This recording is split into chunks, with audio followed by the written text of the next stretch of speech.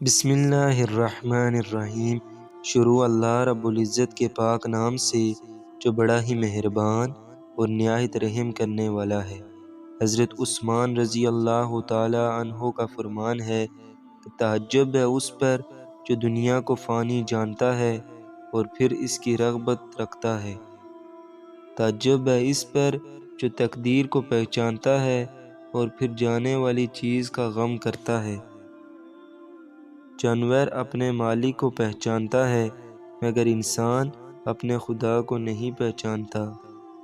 جو لوگ خدا کی دی ہوئی مال غلط جگہ پر خرچ کرتے ہیں وہ خدا کی نعمتوں کی ناشکری کرتے ہیں۔ غم دنیا ایک تاریکی ہے اور غم آخرت دل میں ایک نور ہے۔